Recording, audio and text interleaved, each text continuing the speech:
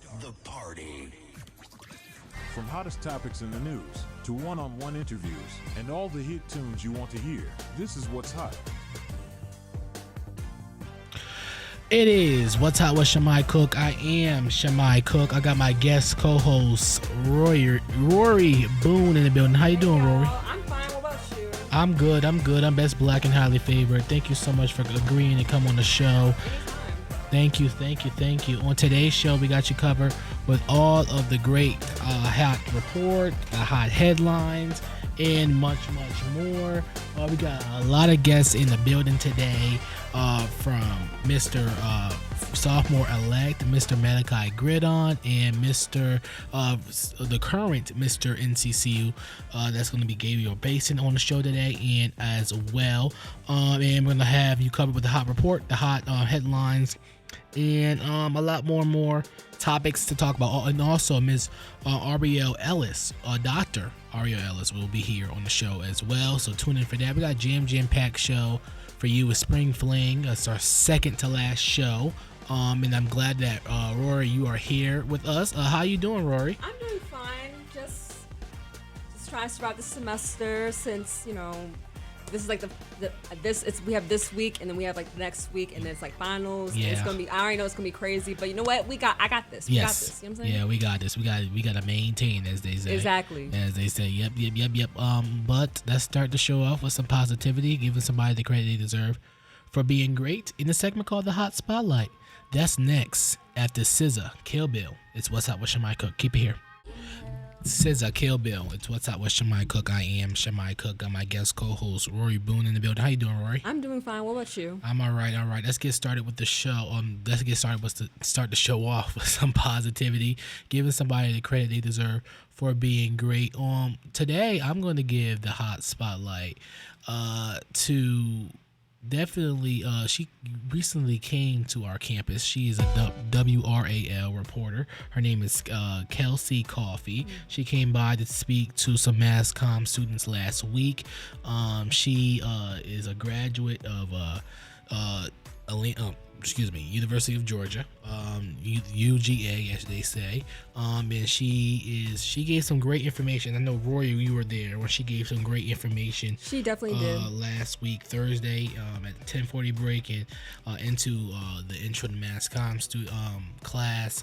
Gave some great information, and me and Rory had the opportunity to walk her out and network with her. So it was a really great experience to speak with her, and for her to come to talk to some mass comm students, and she's doing really great things for WRAL. So my hot spotlight goes to Miss Kelsey Coffey. Who's your hot spotlight going to, Rory? The person that what was her name again? Kelsey? Not Kelsey, but the one that does sports. Don't quote me. I'm trying to think. I forgot her name, but that's who I would give my hot spotlight to. Wow. You were supposed to have this ready beforehand. I know. It's okay. Let's get the names right. Her name is Zora Stevens. Yep, her. Stevens. She definitely gave a lot of very good, useful information for anyone who wants to do sports journalism or just journalism in general. And she originally was a regular just news reporter, but Gotcha. then she also was saying, okay, I'm not really feeling this, so she went from that to sports, and she does basketball and football. Yeah. So major props to her. If you want to give somebody the hot spotlight, give us a call, 919-579-2444. That is the number. Coming up at the top. Coming up next, we're going to talk about how the WNBA draft was yesterday. We're going to get into details about that, where your favorite women's basketball players went, and more. It's What's Hot with Shimei Cook. Keep it here. Jolene, Beyonce. It's What's Hot with Shimei Cook. I am Shimei Cook. Got my guest co-host Rory Boone in the building. How you doing, Rory? I'm doing fine. What about you? I'm blessed, black, and highly favored. Let's get into it. It's time for the hot headlines. Here we go. The news, I got news. Here we go. I'm gonna go there. Well, it is What's Hot with Shimei Cook, so we go there all the time. These are the stories heating up in the news. Someone is not doing their job correctly because this is blasphemous. I'm sorry. This is Hot Headlines Allegedly. Okay. on What's Hot. Okay, let's get into it. So recently, yesterday was the WNBA draft, and Angel Reese. Let's clap it up for Angel Reese and Caitlin Clark. Angel Reese got drafted to the Chicago Sky, and Caitlin Clark was drafted to the Indiana Fever. Major props to them. Those are very big stars in women's basketball. A lot of people are in outrage though because of their salaries, but you gotta remember, it does this make it right? No, but women's basketball players do get paid a lot more less than NBA players, which is kind of blasphemous in my opinion, and in ways sexist. Sexist, absolutely. That's just how WNBA players get paid, which is kind of wrong in, like you said, sexist because they put in the same work as these NBA players do, if not more. Is that exactly, if not more? So, but still, they got drafted. It was a big day for Angel Reese and Caitlin Clark, one of the two biggest names in women's basketball. So, major props to them. Let's switch gears here. In other news. So last week, actually, when I found out this headline, I was actually me and you, Rory, were together, and Chris broke the news to us. O.J. Simpson, he dies at the age of 76. O.J. Simpson's family released a statement on Thursday announcing the former NFL star passed away due to his long battle with cancer on April 10th. Definitely sending healing energy. Didn't know he had cancer anyways, because I think he had a Super Bowl party. I saw it on the Shade Room and everything. He was saying that he had a Super Bowl party and all that stuff. And he was like out in Vegas, he was like out 2 in months Vegas before. Yeah, so it was like, dang. Yeah, you could be here today and gone tomorrow. So definitely some healing energy. He's definitely, a Hall of Famer, when it comes to football. And a lot of people know who LJ is because of the trial, the century, with the Bronco the car chase. Yeah, so, but definitely sending healing energy to the Simpson family. And they asked in the statement that they want nothing but privacy at this time, and they should definitely grant their wish. All right, in other news, Duke gets rid of a full ride scholarship for black students. Duke is getting rid of its Reginaldo Howard Memorial Scholarship Program, which was a program that was made for top applicants of African descent.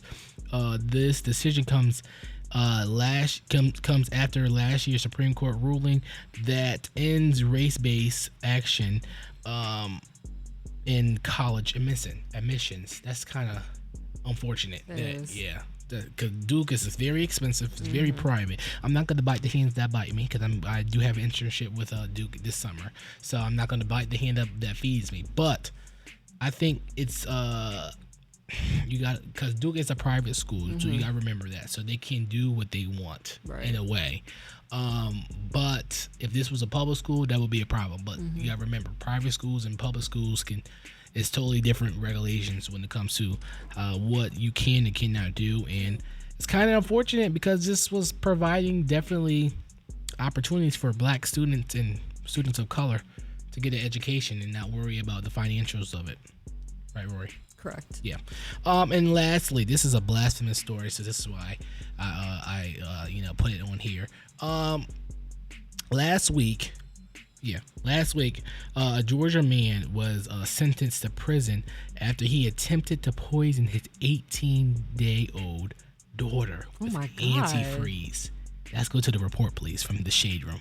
All started when Curtis Jack got his co-worker pregnant. She told police Curtis tried to get her to terminate the pregnancy for the entire 9 months. Once she had the baby, she had to stay in the hospital. So she told the father to come pick up breast milk from her and take it to the baby at the grandmother's house. Curtis told police he put antifreeze in the milk because he didn't want to pay child support. That could have killed that child. Yes. It didn't.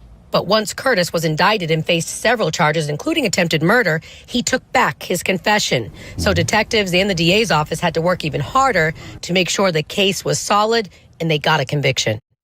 That's crazy. That is crazy. That you want to play a game? Sure. Guess what race it is? Curtis. His name is Curtis. He's a Georgia man, and Curtis Jack is his name. Well, white?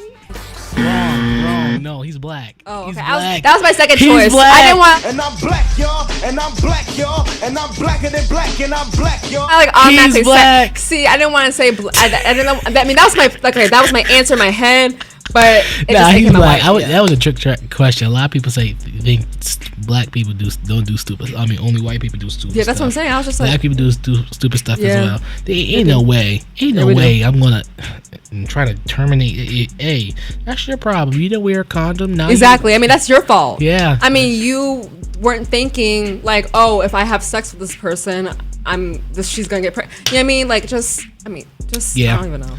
It is what it is. It is what, yeah, exactly. I It mean, if you don't is. want to pay for child support, then Hey, that's your problem. exactly. And that was the hot headlines coming up. I'm going to have two special guests in the building, Malachi Gridon, and who was Mr. Sophomore Elect, and also Mr. NCCU, Gabriel Basin. They're going to come and react to my comments from last week about SGA and Greek life. It's What's Up with Shimei Cook. Keep it here. It's What's Up with Shimei Cook. I'm Shimei Cook. Yeah, Beyonce right there. Good record radio for Cowboy Carter Act 2. It's time to get into what's going on in pop culture. It's time for the Hot Report. Let's go. Let's go. I'm very well known in a way. I get paid to talk about you, not talk to you. Let's go. From pop culture to all the news at NCCU, this is the Hot Report. All right, we gonna go there. Well, it is What's Hot with Shimei Cook, so we go there all the time. Allegedly. On What's Hot, Turn it up. Rory's laughing at the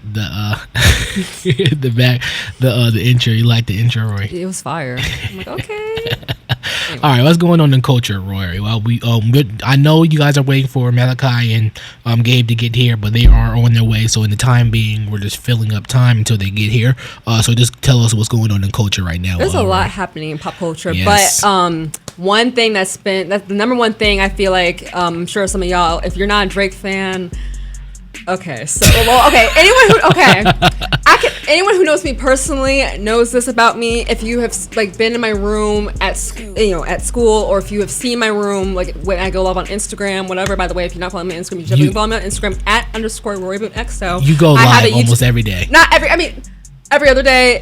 Every day. Anyway. I get a notification Rory's live. So No, anyway, every day. so okay, I go live whenever I have like enough free time, or if I'm bored. So like, okay, so in my room, I have a Drake tapestry, and it has like his albums from like his first album to his most recent album, and so like Drake's my man. Okay, anyone who knows me personally, I could go on for hours about this man, but anyone who knows me personally Enough knows. about Drake. Just get to the story. Okay, so Drake dropped a diss track called Push Ups over the weekend, and he took some shots at The Weeknd, Kendrick Lamar, Rick Ross, Future, and Metro Boomin.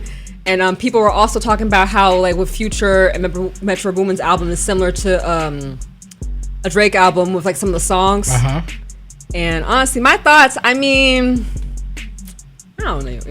I'm neutral. I mean, of course, allegedly they were saying, oh, that's shade and like all this, which personally I don't even know what you call it, because I mean Well, okay, here's what Drake said. This is the audio for Drake. Here it is. I could never be nobody number one fan. Your first number one, I had to put it in your hand. You won't never take no chain off of us. How the fuck you big stepping with a size 7 man's on? So you see how that was all pointed towards Future, right? Future and Kendrick, right. So allegedly. Supposedly. Allegedly. Supposedly people are saying, it's towards them, but hey, who knows? But Rick Ross, he also threw shots at the Rick Ross. So Rick Ross responded in I think Champagne. What was the thing called? It says on the script. Read the script. Hold on. Where is it? Oh, okay. Champagne moments. Yeah, take a listen. That's why you had operation to make your nose smaller than your father knows. I don't follow you again because you sent the motherfucking cease and desist to French Montana. You said the police nigga hated on my dog project.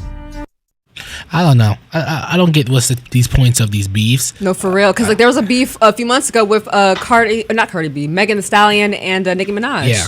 So I really don't understand what's these points, but I get it. But guess who's on the clock? Kendrick is on the clock because Drake, every time someone goes for Drake who's on his caliber, he goes right back at him.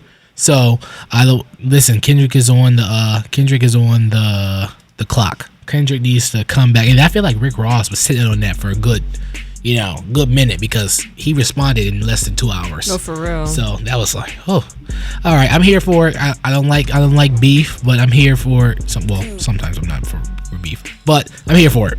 Well, all right, what else is going on culture? Other than that, Kaisina. Yeah, I just want to make sure I pronounced it right. Okay. Issues a legal threat over leaked chat with OnlyFans model. All right, you're ridiculous. It's some dumb clout chasing weird ass going on right now, bro. And you know what's so crazy? Do you know that was in the beginning of 2023? I'll see you in court. Listen. First of all, we're gonna get more into the details of the story later in the show. Because up next, we just have our guests walking into the building. We got Gabriel Basin, and also Malachi Gridon of SGA in Rory Court. Is what's hot with Shimei Cook. Keep it here. You're listening to What's Hot on NCCU Audionet. It is What's Hot with Shimei Cook. I am Shimei Cook. Got my special guest. I got two special guests in the building today. Mr. Sophomore elect Malachi Gridon, and also Mr. NCCU, Mr. Gabriel Basin. Thank you guys so much for coming on the show. How you guys doing today? Doing good, man. How about you? I'm blessed, black, and highly favored. Just make sure you speak into the mic. Got you. Good. So you guys are here to react to what I said last week about SGA and Rory Court and Greek life. And that's just give the audience a little playback of what I said last week. It's a great point that this person made. Okay, this is what the person said, and I quote: "They might as well just call SGA GBA or GGA, Greek Government Association. This expletive is dumb AF. Who agrees?" That person makes a great point. Half of SGA is GB, the Gamma Beta chapter of Alpha Phi Alpha Fraternity Incorporated. Look at the archives and look at the history. All the kings have been alphas or have been interests, allegedly. Here at Central, Greek life is very forced on people. If you want to be a student leader, you got to be Greek. And don't get me wrong, I love the D9s because that's part of black culture, part of HBCU culture. Absolutely. Just because you're not in the organization doesn't mean that you can't be a good student leader. And it seems like that's forced on people. With the elections, they always make it seem like, oh, it's the students that vote. No, this is just my opinion. I feel like the advisor and stuff at SGA and Royal Court, they choose who they want to win. They never publicize the results of the election, right? Put it on their social media page, and that's kind of fishy to me. And that's not how democracy should run. And this is the kicker. Current SGA president Cameron Emery, and this is what made it very, very obvious. He said this the semester before he crossed Alpha Phi Alpha Fraternity Incorporated. He said, and I quote, "Alphas have always been queens and have been NCCU kings, and that's not going to change." And that's was before he crossed. See, that's what I'm saying. Yes. Like, if you already know that's your way in, then you already know that's your way in. Yeah. So that was the tape, and you guys are here to and that clip surfaced on Fizz. It was trending on Fizz last week.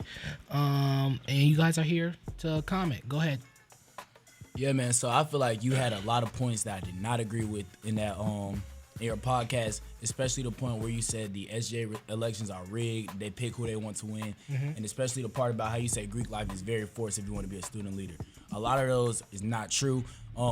Everybody who is in those positions most of the time already had their positions before they was in Greek life, and they so happen to want to do Greek life after that. So a lot of people say the elections are rigged, but y'all are kind of seeing from the outside in and not really seeing what other people are doing before that or beforehand.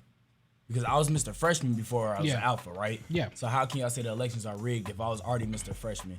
Because that was your way in. That was what I'm saying. That was your way in. That's what I would make. And I want to actually bring back the point of how I said last week, and you heard it in the clip, how the results are not published. I said they are published, but as I said in the clip, they are not marketed on the social media page. That as a regular election will be posted. That's the only thing I had with it. Go ahead, Gabe. What's your take? So first and foremost, I'm giving you your flowers. Like, I appreciate how you do the podcast. I radio show. A radio show. I'm sorry. I appreciate how you do it. You speak for the students. Yep. But what I have a problem with is sometimes I feel like you try to tell your own spin off on the truth. SGA has been mostly alphas. AKA's just got the vice president chair, and the student body president Emmanuel, he's an alpha. Yes, correct. But at the end of the day that's one thing that we do. We try to develop leaders. So that's why we don't force these people to run for these positions. I don't want you to put that narrative out there. That's not what we do. Because at the end of the day he's the live 5 on spring 24. I asked him, did he want to run for senior class president? That's not something he wanted to do. So we don't force nobody to run. So that's a bad narrative that you playing out there. Yeah.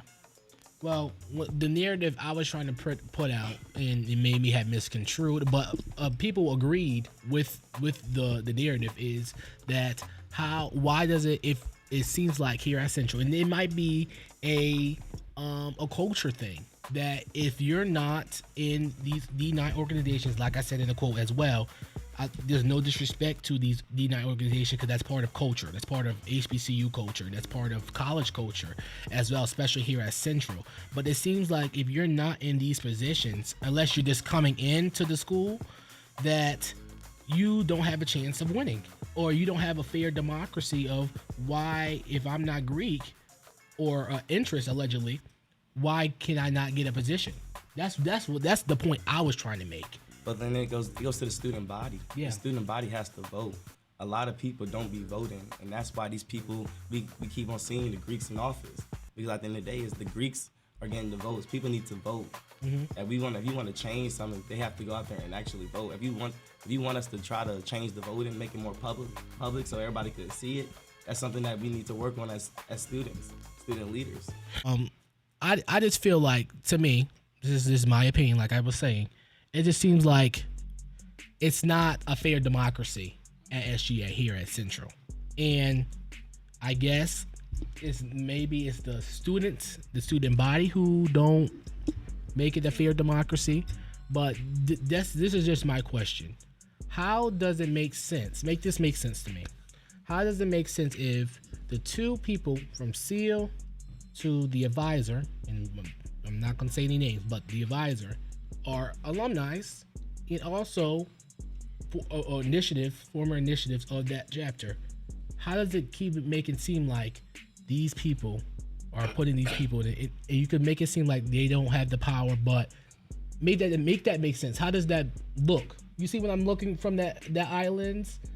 How does that make sense? I can tell you we are not here to answer any questions on behalf of SEAL or anybody related to that, so we're not going to speak upon that. But I can say, again, there's other people who view the elections and everything like that, and they also oversee the elections, so they would see if something is happening that's not right with the elections. That's all we're going to say regarding the people in SEAL. Yeah, okay. What was I going to say? I'm sorry. Gabe? Nah, he really said it. That there's really though other people that there's protocol that when voting is going through, it's not just one person set for a set of eyes. There's faculties that actually has to look at this, and I promise you, there's faculties that really does not really trying to care who really is going to be the next. Whoever the student vote for, that's where we're gonna go with. So I feel like we need to trust the student body that actually voted and to give these people a chance to actually do their jobs. Everybody ran a hell of a campaign. Everybody did a wonderful job. Yeah. The people that won deserve to win. Well, let's bring this back, and this is I forgot to bring this point back up last week. Last year you weren't here, Malachi, but last spring, right? SGA president It was Cameron Emery versus Devin Freeman, right? And we saw how both, parties, and you saw what happened when it came to Cameron. He was then the vice president, SGA student body vice president at the time, but he was running to be president at the time, right? And he used his platform as the vice president, right, which is against protocol, right, to say that he had to take time, I get personal reasons, away from his campaign, right?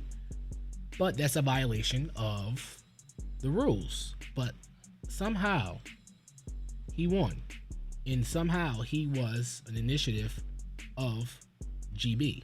He wasn't initiative yet. Not yet, but he was. He wasn't initiative. He wasn't an initiative. And to that scenario that you just said, he was definitely corrected. He actually did get his punishment for doing that. But he still won. But he still won, as the student body voted for him. Mm-hmm. He was the vote favorite. Mm-hmm. He won fair and square. And I feel like people was trying to. That was a tragic day in his life. It's like something really bad happened in his life, and he was just trying to let people know, like, that's why he's not on campus. And his brothers really ran his campaign and made sure that he could actually be the next student body president. So I don't feel like we should use that scenario, but at the end of the day he did get his punishment. He got his punishment. Yeah, that's just my only thing. It just seems like it's very forced on people, and I guess and looking at other schools, this has been, I guess this is a trend with, I guess Greek life and stuff, and talking to other people. And this is not the only thing. Like, alumni have noticed it as well. Alumni have saying this probably is not going to change. It's how it is. But does it make it right?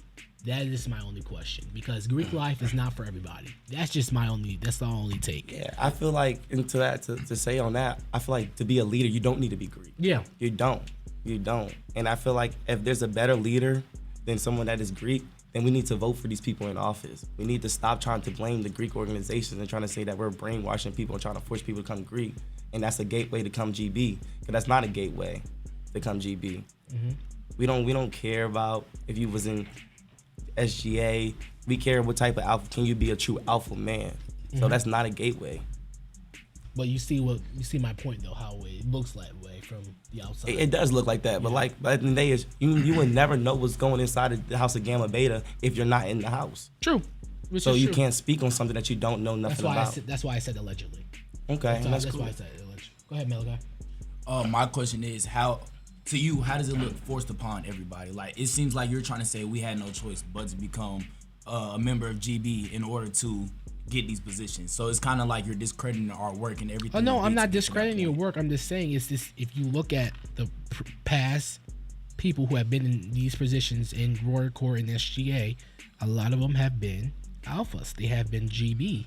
That's the thing, and it seems like it's a pattern. And that my only question is it right?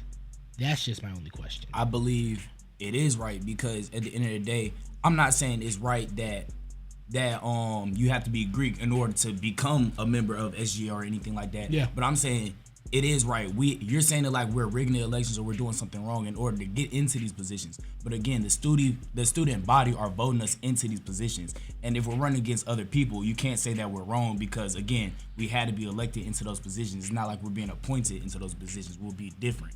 And like, to pick back off what he's saying, is like a lot of these positions also only have one person running. True. And I see a lot of people, especially this semester. I'm just saying past. Yeah, but I'm just. Go ahead. We're gonna talk about this semester. Like, so you, and like my terms, I have not ran against nobody. Mm-hmm. I'm not gonna lie to y'all. So we can't get mad that it keeps being Greek organization. A lot of people is not running for these positions. So we can't get mad if you're not gonna run and you're not gonna vote. Don't get mad. We can't, like, your voice always matters. But we gotta vote. We have to vote. People need to start voting. Okay. Thank you guys so much for coming on the show. That is Malachi Gridon and Gabriel Basin here on What's Hot. It's What's Up with Shimei Cook. Keep it here. It's What's Up with Shimei Cook. I am Shimei Cook, Beyonce, Yaya. Let's get back into the hot report. Let's go. Oh, so Castanat issues a legal threat over leaked chat with OnlyFans model. It's some dumb clout chasing weird ass going on right now, bro. And you know what's so crazy? Do you know that was in the beginning of 2023, I'll see you in court. Yeah, this is a little sticky situation. We got more details about it though. He also said what he did for even more revenge. So Layla, I have bought your domain. Every time somebody types in Kiara Rush, anytime somebody types in Layla Red, the first website that they will click on is all the lies you've told me, all the crimes you've done, all the dumb you just put yourself in to f up your life. So it's a little sticky situation. Okay, what else? The model Layla Reed responded to Kai's comments, and here is what she said. Ain't no finesse. You played your self. You was supposed to pay me my other half to keep quiet. You did it. I hit you up. You didn't want to respond. You thought I was going to take the little chump change that you paid me not to say nothing. No, I need all my funds. Oh, we taking people to court? I'm ready to take you to court, little P. Diddy Jr. You talking about you tried to sell me to one of your homies and all that? Don't forget about I got all that. I ain't even told them what you paid me for. I'm sure they'll love to know. Wow, whoa, P. Diddy Jr. is crazy. That's number one. Number two, when it comes to stuff happen, according to Kai, this happened back in early 2023. Really? So I don't get why she's saying stuff right now. Exactly. I mean, you could have just said something like when it happened. Like, yeah. I don't know why you're being. When they allegedly. Well, there's actually pictures of him with them in the same bed, in his bed. So yeah, there's this. She, yo, Roy, it looks good kill. Roy just like, ooh, you know. No, there's pictures of them like in the bed together, but I don't know. It's really hard allegations to put on somebody. It is. Not paying her $5,000 allegedly. But yeah, that's crazy. But that was the hot report. Thank you for finishing it up. So we're all over the place today here on top. But that was the hot report. Up next, coming up at the top of the hour, we got you covered with the hot mix of the day, and we got Miss Ariel Ellis. Miss Ariel Ellis coming in as well. She is a professor here at NCCU. She has a lot of background in PR and much more. It's What's Hot with Shimei Cook. Keep it here. You're listening to What's Hot on NCCU AudioNet. It is What's Hot with Shimei Cook. I am Shimei Cook. Got my guest co-host Rory Boone in the building. How you doing, Rory? I'm doing fine. What about you? I'm blessed, black, and highly favored. We got a special guest in the building. She is a professor. She's a doctor. Okay, she's a doctor. It's Miss Ariel Ellis. Let's clap it up for her, everybody. Thank you so much for coming on the show, Dr. Ellis. How are you today? Oh, good. How are you? Where's my camera? Am I looking at you? Well, the camera's just there, but okay. you're just, you know, we're just talking. We're just talking. Okay. First of all, I know you are a professor.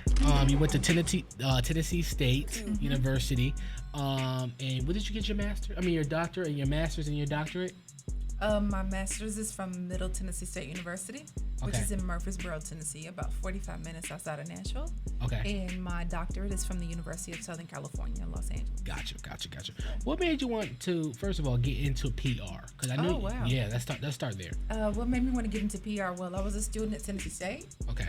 And was majoring in mass communication and taking a public relations course, and as an elective. Okay. And there was not a PR major at the time. Wow. So really?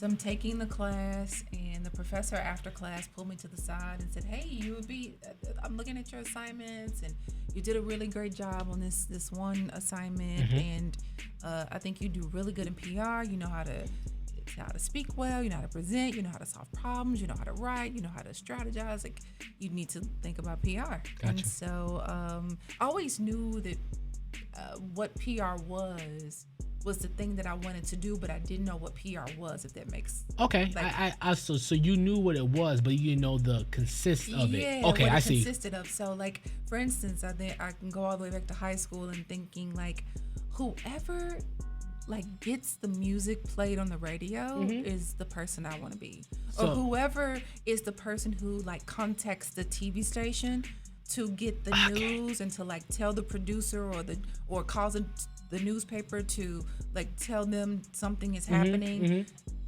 Who's that person? Yeah. Right? Yeah. And all I knew was like marketing and like all the things that we see, journalism and TV and radio and music industry. I didn't know like the inner workings of the industry and who was the person, like who is that person. And then I realized, I get to college and I realized, that person is the PR person that bridges the gap between, the media and the public. And so once I got into that class, the professor said, "You'd be great at this," and I've been in it ever since. Rory, go ahead. How is PR different from advertising, marketing? How's it different? That's a great question for the people who take my class. I teach a course called Integrated Marketing Communication, where we look at the differences between PR, advertising, marketing, and branding, and the 4 components: PR, marketing, advertising, and branding, and those differences. So you should take my class, Integrated Marketing Communication. For anyone who's watching, you will learn a whole lot more. Marketing, you said a brand. I remember you said to put this on Instagram, and I love what you said. A brand is, you were saying it's not just, I'm paraphrasing here. You were saying a brand is something that is very, because people can rely on, right? Can you elaborate on that? Okay. So when people want to start a brand, so say people want to start a podcast or a business, but they need to be consistent on what their brand is. How can people do that? Yeah. So here's what a brand is. A brand is essentially the sum or the collection of interactions, experiences, and expectations that determine the value of a relationship. Okay. You cannot have a brand unless you've established relationship with your peers, consumers. Okay, my audience. Your audience. Okay. Right. And so whatever you're developing, if it's a t-shirt line, if it's a nonprofit, whatever it is that you're creating, whoever you're creating it for, they get to establish the value of what you've created. You don't establish that value. So the audience chooses and you follow what they say, basically. Not necessarily. Okay. Let me finish my definition here. They get to establish the value of the relationship that they have with what you've created. Okay. Right? So say, for instance, NCCU is an organization and has a brand, right? So it is a brand. Yeah. Based on me as a faculty member and you as students, you have interactions. Yeah. All the interactions you have with the people, all the experiences you have inside and outside of the classroom, and the expectations that you have overall of the organization determine how much value you put into that relationship. Meaning, do I hold this relationship between me and the university in high regard? Is it just kind of mediocre for me, kind of neutral? I like it, sometimes I don't like it. Or do I not like it at all and I really don't care? I don't have an affinity for that. So how much value do I have for the relationship that I have with this organization or with this brand or with this, institution or whatever it is? That is a brand. It is the value that I place in the relationship, right? So how much I value that relationship is determined on how often and the quality and the quantity of the interactions that I have with it. Right? Yeah. So for instance, if you what's a brand that you appreciate? The Shade Room. Okay, why? Yeah, because they're very consistent on Black culture. Okay, what else?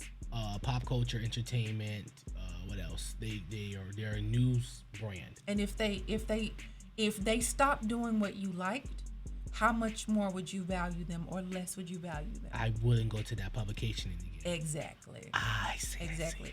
They have something that you have a high value in, and what I said in the reel was that what they deliver, they're consistent in that, and they promise to give you that over and over and over again.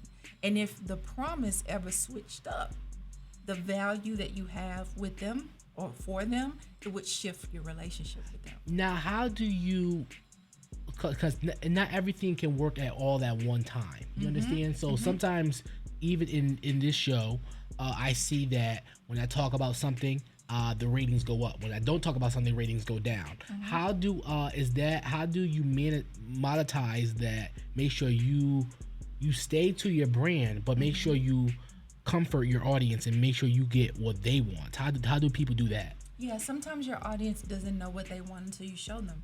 Okay. Right?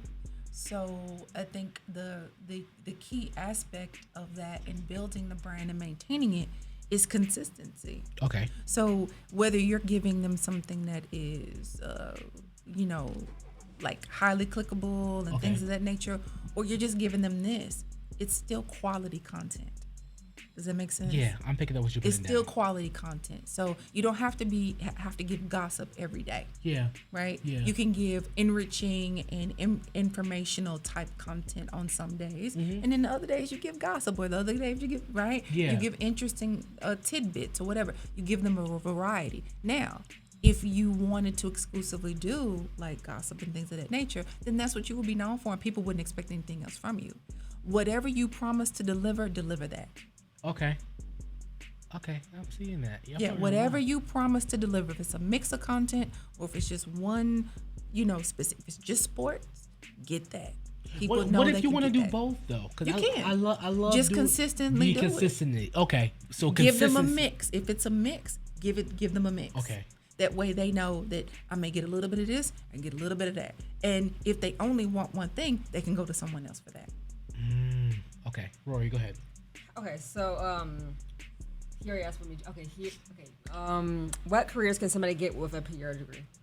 A little bit of everything. The idea or the focus, I guess you can say, of a PR practitioner is to specifically use strategic communication or use communication strategically to build relationships between an organization and its public. So with any degree in communication, you're always relating to people, whether it's journalism or PR or whatever. There's always a component of storytelling, and there's always a component of strategy. So there are a variety of different things that you can do with PR, and essentially, whether it's like being a publicist in sports and entertainment, which is how I started my career, or whether it's being a professor, the lanes are wide open for anyone that is specifically focused on mass comm and intentionally concentrating in PR, with a little bit of, I think, a less distinction between, say, journalism, because journalism is really straightforward. But I think even with what you all are doing in the world of content creation, if you are a trained communicator, you know how to tell stories, you know how to strategize around how to get those stories out to the people, it doesn't matter what your concentration is at this stage of the game. Okay. Yeah. Okay.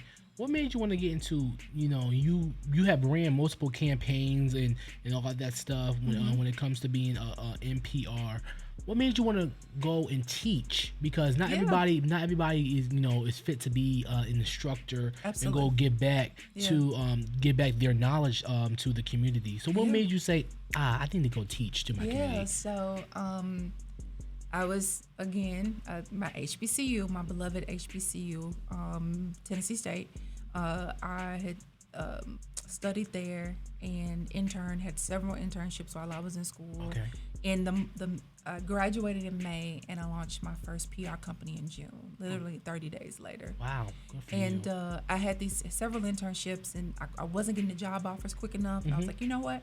I'm just going to create my own job. So I opened up my first PR company a month after graduation. All the relationships that I built with my internships, a lot of them turned into clients for me. And just building up a good reputation, doing good work and things of that nature. Folks just trusted me, right? They saw me doing the work consistently in one space and realized I could be trusted to do the work independently outside of a company, right? Okay. So I started that work as I was building my company. Tennessee State called me back, full circle moment here. Tennessee State called me back and said that one of the professors there who ran the school's radio station was leaving to go to another school. And they wanted a recent grad who had worked in radio to come run the station in an interim capacity. So Tennessee State has very much of a framework like what we have here: labs, radio station, TV station, and things of that nature. Well, their station at the time was an AM station. It wasn't an FM station. It had been a very popular AM station in like the 50s, 60s, and 70s, so the legacy was there.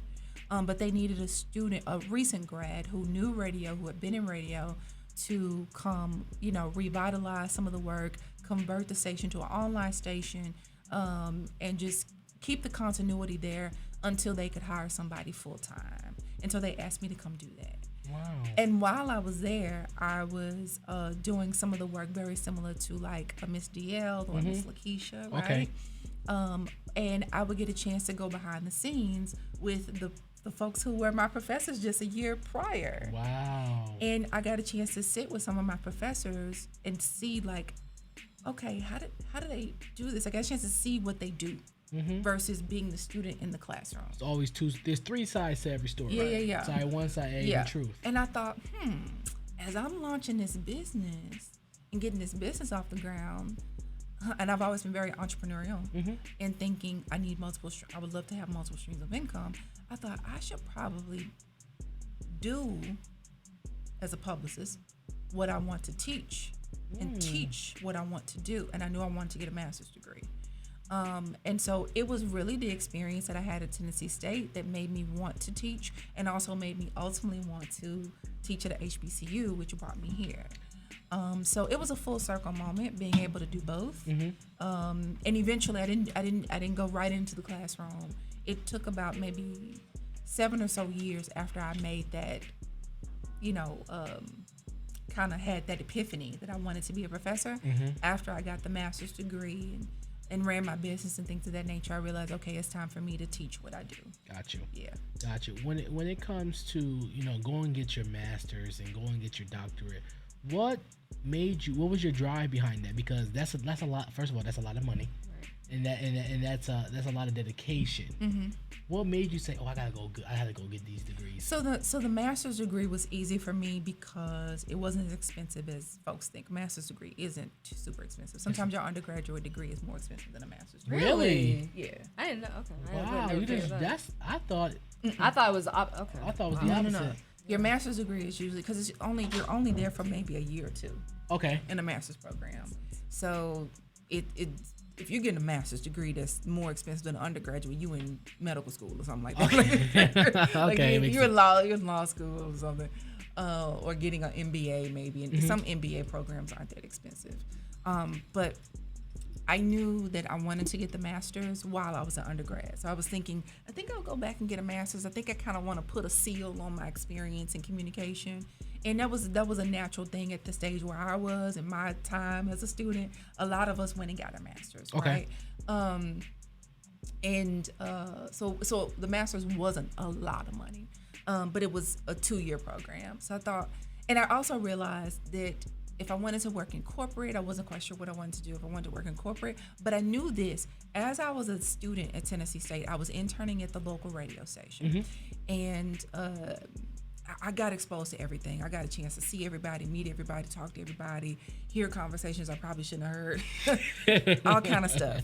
And there was an executive from from the record labels, and we used to get visited by everybody from Kanye West to all the executives. Those are the early 2000s. So, like Diddy and all that. Yeah, we used to get everybody coming to that station, and so. One of the executives was there. I think she was there with promoting a T.I. record or something when T.I. first came out, and or Trick Daddy or somebody like that. This was the early 2000s. Okay, now. Yeah. So she said she's like early 40s, mid 40s, and she's talking about how she's gonna retire soon, early retire.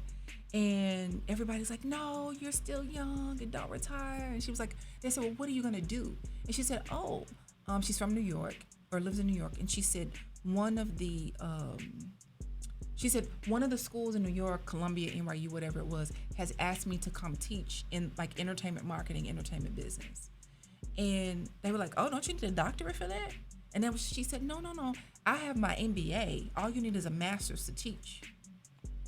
Wow. And I thought, oh, okay. That's another reason to go get the master's degree. Because if I ever want to teach, I get a chance to. I got the credentials. I'll have the work experience, and I'll have the master's degree. So that's what motivated me to get the master's. I did not want to get the doctorate because, again, if you're already teaching as a professor and you got a master's and you're an entrepreneur and you're running a business, why would you go get another degree? Why would you spend all that money? Now that's all the money. Child, that doctorate is all the money. That's a lot of money. Oh yeah. Oh. Now. But it's worth it. But it is worth it because it pays off quickly. Okay. It pays off quickly. And at that point, you're terminal, essentially, when it comes to the knowledge that you're going to gain. There's not another level that you can go to. That's the highest level of education. And so you can kind of command salaries, and you can kind of so you can negotiate. You can consult, okay. and you can go into companies and consult and charge top dollar. So as I was teaching at my previous institution, I was there for 10 years at Lipscomb University in Nashville. And there were just, there were resources. They were like, many times if you are a professor or you're working in an organization that will give you like a tuition, reimbursement, or they cover a certain percentage of tuition. Especially if it's a state school too. Or, well, this was a private school. Oh, really? Yeah. Okay. So private schools they have a little bit more wiggle room in the decisions that they make. They don't have to hold to a lot of standards. Yeah, because we were just talking about how Duke just got rid of that black. Exactly. Yeah, that's how we were just talking about it in the first hour. Yeah. Private schools can kind of move some things around.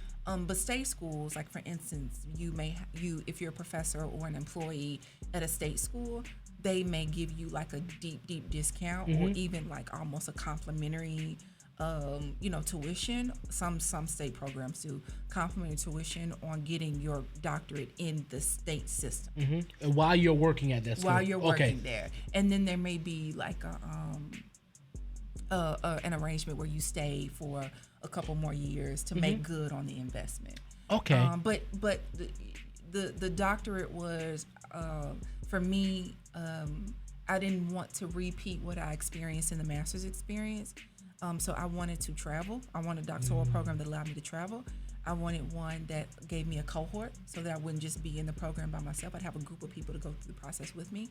I wanted one that was outside of the state of Tennessee because I'd got the two previous degrees from Tennessee schools. And I also wanted something that was get me done in 2 years. And that's why I chose USC. Okay. Oh, good for you. Good for you. Dr. Ellis, one more question. Sure. I know we're here over time. I told you 10 to 15 It's all minutes. good. I'm sorry. My office is just across the hall.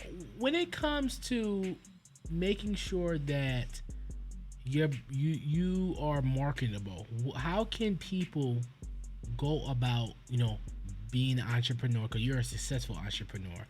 Being an entrepreneur, making sure your brand is your brand, and making sure that people can consume it in a proper way. And what's your advice on starting an entrepreneur and making sure your brand is really authentic? So are you asking about marketability just as like a young student or as an entrepreneur? Both. Okay. So I encourage you all students, and really anyone who's listening, to think about how entrepreneurship enhances generational wealth. I encourage you to have multiple streams of income, a job and a business, or a business or two. But you don't have to have the job, right? I believe that specifically for our community, Black community, in order for us to reach generational wealth and narrow the wealth gap in our community, we're going to have to work more than a job, because you can't pass a job down to your children, right? True. Okay. But many times with making the right decisions on how you market yourself, right, you are able to max out and maximize opportunities with a job, right? Otherwise, I wouldn't be here. Okay. Right? I'm maximizing my opportunities. I'm pouring into you all. I am, serving in my greatest capacity, right? So that's very important.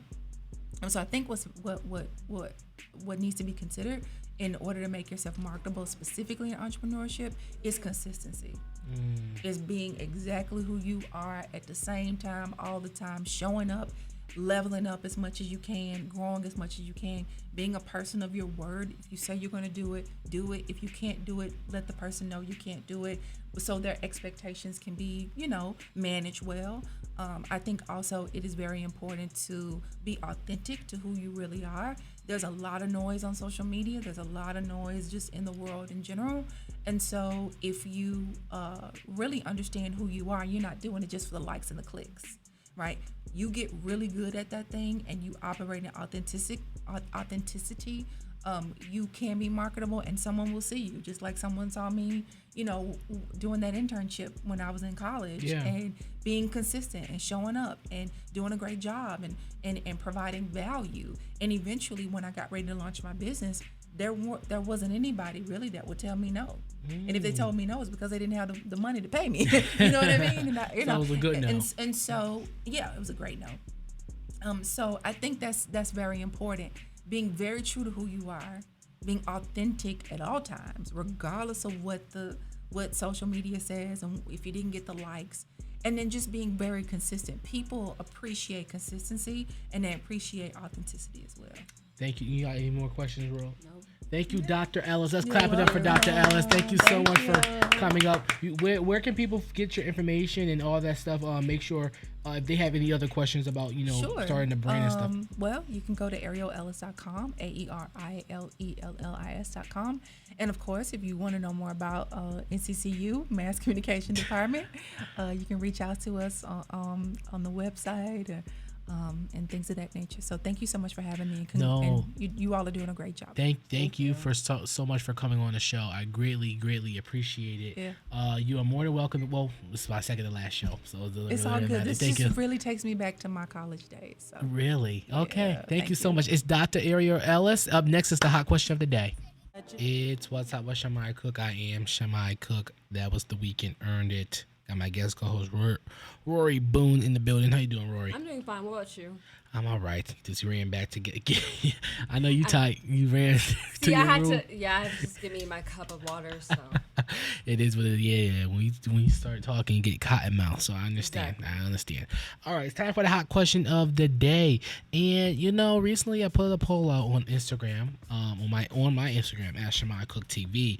And this poll, I've been wanting to ask this question for a while, and we're almost next week is my last show, so I just wanted to get this question out of the way. And here's the question. And over 500 people voted. And the question is, is society? Hold on. Is society? The question is. Okay. Should society be worried about AI? That is the question. Over 500 people voted. And according to the poll, 77% of the people say yes. And 23% of the people say no. What is your take, Rory? Honestly, I'm neutral. Okay. Why you say that? Because, I'm neutral. So, I don't really know too much about AI. Just that it's it's become a thing, a new thing. I don't know what's the thing, really. I really don't know. When it comes to AI, I believe when it comes to AI, AI has been around. We just got a name for it now. AI, right. Spell check is AI. Okay. That the voice thing that we use, that's AI as well. Okay. Siri, AI. We're just exactly. Look at you. Look at Roy. AI. So it's just like that spell check is AI. Everything AI has been around. We just got a name for it. So It's just should we be worried about it? Yes, because when it comes to, especially in this industry, when it comes to when stuff is fake, Rory, or is this fake news? Is that AI? Because I remember when that we were just talking about it in the first hour when Drake dropped that diss record. People thought it was AI. Right. That's the thing, but it was really true. So people had to double check, and now when you gotta be careful when scam callers. That's why I'm like G105 when I call it, acting like I'm on a radio station, because I don't know who you are. If I don't recognize your number, I will say G105. That's one of my favorite radio stations here in the Triangle. So I'll be like G105, and they hang up most of the time if it's like a scam or someone I don't know. But still, AI, we shouldn't be worried about AI. I don't agree with the poll because AI has been around. Right. But the only thing I think we should worry about is falsifying stuff, and AI can be detrimental when it comes to say, God forbid, now people can, that voice recognition, people are making messages saying, oh, I heard you talking to such and such, and there's audio clips of that. Of like, but is it AI? Like, that's the only thing I'm worried about. AI. Like I'm saying, I might be in the middle. I might be with you. So it's a little yes and no, but at the same time, AI is not new. That's the only question. That's the only thing. But that was the hot question of the day. Coming up, it's my quote of the day and more. Keep it here. It's What's Up with Shimei Cook. It's What's Up with Shimei Cook. I am Shimei Cook. Got my guest co-host Rory Boone in the building. How you doing, Rory? I'm sorry. Go ahead. Very good. Okay, I'm doing fine. What about you? I'm good. I had a great time with you today. I had a great time with you too. Yeah, I'm so glad that you came on the show. First of all, you have been very involved with stuff on campus, and I appreciate that, and stuff going on with MassCom, and I know you got a bright future. What's your career aspirations? Let people know a little bit about you. Okay, so I would like to. Okay, so my major is in. Okay, so you guys. Okay, I'm a mass communications major, but my concentration is in journalism. Mm-hmm. And what I plan to do with that, I would like to be an anchor. Well, okay, first I want to be a reporter because Mr. Chambers. Shout out to Mr. Chambers. If you take Brett Chambers. If you decide to major in mass comm, you have to take intro to every mass communications student, regardless of what concentration they pick. Yeah. They have to take a intro to mass communications class. Yep. And Mr. Brett Chambers teaches it. Amazing guy. And so he was saying how if you tell news people that you want to be an anchor first, then they're not going to listen to you. So just tell them that you want to be a reporter first, and then later on you'll gradually move into anchoring. So I plan to do news reporting first, whether that be with general news. I mean, I'm more so now that I've gained somewhat of experience with news. I kind of want to do more so entertainment news Pop and culture and stuff. Okay. also sports related news. So I want to do reporting for that first, and then later on anchor. Gotcha. And then after that, maybe say 5-6 years of me doing anchoring, reporting. I want to do have my own show similar to the Ellen show, the Tamara Hall show. Okay, the Wendy Williams show. How you doing? Kind of, but I'm not gonna be as messy as Wendy though. Wendy's only Wendy. I'm sorry. But yeah, she's Wendy. I mean, I love her, yes. but I'm not gonna be as messy as her. I promise you. So yeah, that's pretty much what I plan on doing. Okay, good. Tamara Hall a little messy too. A little bit, but not as messy as Wendy. Because Wendy's the queen. She's the queen of all media, the icon. Okay, thank you so much, Roy. Thank you so much. Up next is my quote of the day and more. Keep it here. It's What's Up with Shimei Cook. Doja Cat, Paint the Town Red. It's What's Up with Shimei Cook, NCCU Audio Net. Got my guest co-host Rory Boone in the building. Thank you so much for being here with me all show. Greatly appreciated. Second to last show. It's bittersweet. All right, here we go. My quote of the day is now. The day you take responsibility for yourself and stop making excuses is the day you start rising to the top. I love you for listening. I love you for tuning in. I love you for your support. I will see you guys for the last time. What's Up with Shimei Cook? Same time, same place. The action never stops. The Brooke Lindsay Show is next.